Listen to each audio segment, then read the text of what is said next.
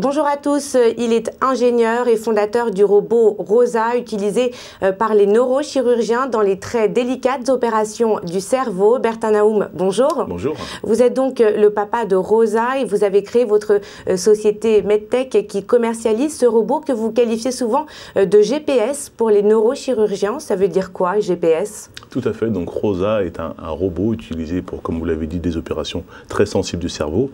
Et le principe, c'est donc d'assister le chirurgien dans le positionnement d'instruments pour des opérations telles que la maladie de Parkinson, l'épilepsie ou d'autres. Alors vous dites justement assister, est-ce que ces robots, on dit souvent qu'on craint qu'ils ne remplacent les médecins, est-ce que ça pourrait être le cas à long terme ? Effectivement. Alors il y a une distinction qui est effectivement très forte. Il n'y a absolument pas de question de remplacer le chirurgien. Il s'agit d'assistance.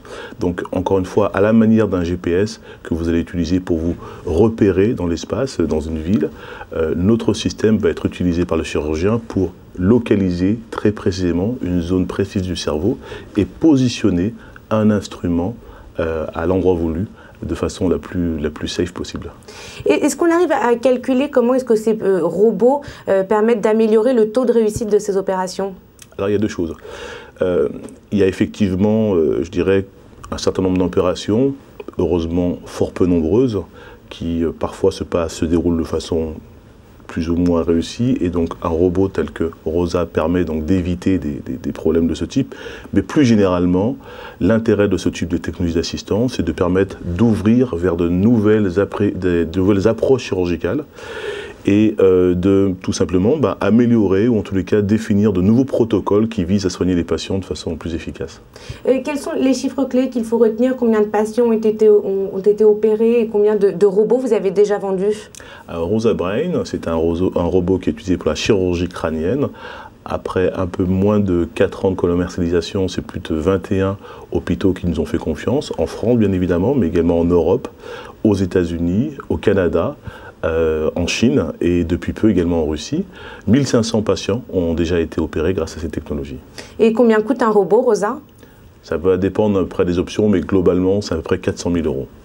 On voit que selon la répartition de votre chiffre d'affaires qui se fait à 90% à l'étranger, vous avez finalement un petit peu plus de mal à percer en France, malgré le fait que ce soit votre pays d'origine. Pourquoi est-ce qu'en France, on est un petit peu plus sceptique sur ce genre d'innovation? On est à la fois très à la pointe et puis plus sceptique dans l'utilisation. Alors deux choses. Le marché à l'extérieur de la France est bien évidemment plus important que le marché français, donc ça explique tout à fait naturellement le fait qu'on soit plus présent à l'étranger qu'en France. En fait, en France, on a eu un accueil extrêmement favorable, puisque en l'espace de 3 ans, on a pénétré le marché à hauteur d'à peu près 15%. Simplement, c'est vrai qu'on pourrait aller encore plus loin et encore plus vite, plus fort. Et c'est ce à quoi on travaille au quotidien avec les chirurgiens français. Et vos principaux concurrents sont tous américains. Comment est-ce qu'on fait quand on est une PME française pour résister, justement, se faire une place à hauteur de 15% et puis peut-être davantage? C'est le sérieux, je dirais, c'est le professionnalisme et puis c'est surtout au quotidien proposer des solutions qui apportent une vraie valeur ajoutée pour les chirurgiens et c'est comme ça qu'on est tout simplement reconnu aux côtés des plus grands. Vos robots sont fabriqués 100% made in France, que c'est quelque chose qui se vend bien à l'étranger. Quelle est votre vision? Tout à fait. Complètement. Alors, à vrai dire, à l'étranger, le fait qu'on soit français, les gens s'en fichent un petit peu. Ce qui les intéresse, c'est encore une fois la qualité de nos produits et que nos produits soient faits en France, en Allemagne, en Chine ou ailleurs, ça a finalement peu d'importance. C'est pas quelque chose que vous mettez en avant à l'étranger? Non, pas particulièrement. À vrai dire, dans chaque pays sur lequel on se trouve, on essaye, dans la mesure du possible, de se fondre comme une société locale. Aux États-Unis, par exemple, on a une filiale américaine, et donc c'est une société américaine qui vend aux États-Unis. Donc, effectivement, on est absolument fiers d'être français. C'est quelque chose qui est très important pour nous. Mais c'est pas non plus un avantage commercial. C'est pas un avantage commercial. En ce qui concerne toujours la fabrication de vos robots, donc qui est 100% française, est-ce que c'est quelque chose qui va perdurer? Oui, tout à fait, bien sûr. On a un modèle, je dirais, de développement, un modèle économique qui est basé sur l'assemblage et qui fait qu'effectivement, on a concentré toutes les actions qui sont à forte valeur ajoutée au sein de la société. Et c'est aujourd'hui à Montpellier, dans notre siège social, qu'effectivement l'assemblage des machines sont faites. Alors, vous avez également parlé de votre robot ROSA Brain, parce que vous allez le développer également pour des opérations sur la colonne vertébrale. Comment est-ce que vous attaquez à ce marché? Alors après, effectivement, la chirurgie crânienne et des maladies telles que la maladie de Parkinson ou l'épilepsie, on s'attaque à un marché extrêmement important, la chirurgie de la colonne vertébrale. Le mal du dos, c'est le mal du siècle, comme on sait. Il y a des besoins qui sont extrêmement importants. Et donc, on est en train de finaliser une nouvelle version du robot ROSA qui s'attaquera non seulement à la chirurgie crânienne, mais également à la chirurgie de la colonne vertébrale. Autrement dit, nous toucherons tout le système nerveux central, c'est-à-dire cerveau et moelle épinière. Et pour la vingtaine d'hôpitaux qui est déjà équipé, comment est-ce que ça va se passer? Est-ce qu'il va falloir racheter un nouveau robot? Comment est-ce que vous allez leur vendre cette mise à jour du robot, si j'ose dire? C'est en fait une nouvelle version du robot ROSA qui sera mise au point et qui verra le jour dans les prochains mois, hein, et qui aura pour caractéristique de pouvoir adresser à la fois la chirurgie crânienne et la chirurgie de la colonne vertébrale. Et donc vis-à-vis de nos utilisateurs actuels, ils auront la possibilité de pouvoir, comme on dit, basculer sur la nouvelle version du robot ROSA. Un dernier mot sur le climat économique actuel en France et notamment sur la fiscalité. On voit par exemple que les assises de la fiscalité touchent à leur fin en France. Est-ce que vous avez l'impression en tant que PME d'être surtaxé ? En tant que PME, non.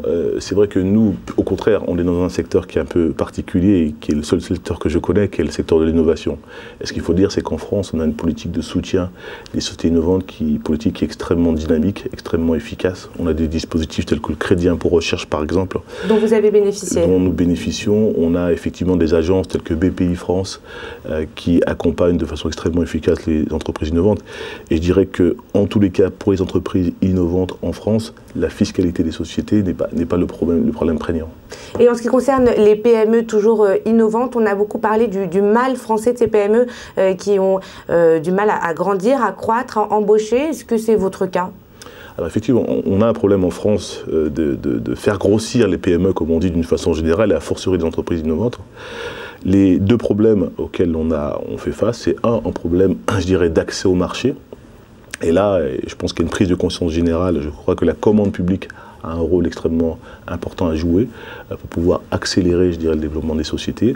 Et puis, il y a un autre problème qui est propre à toutes les PME, qui est le problème d'accès, je dirais, au financement de haut de bilan, comme on dit, et le capital risque, dans notre cas.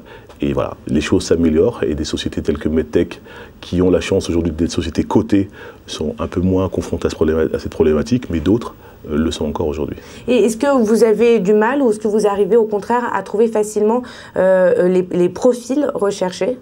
Alors ça, c'est effectivement un gros atout que la France propose. On a la chance de pouvoir s'appuyer sur, je dirais, dans un pays où la formation, quoi qu'on en dise, est quand même extrêmement efficace, avec des ingénieurs, avec des techniciens, avec des marketeurs, comme on dit, qui sont extrêmement bien formés et qui permettent à des sociétés telles que les nôtres de pouvoir se déployer. Donc effectivement, l'inventivité de la France, je dirais des salariés français, quelque chose qui est reconnu d'une façon générale, y compris à l'international.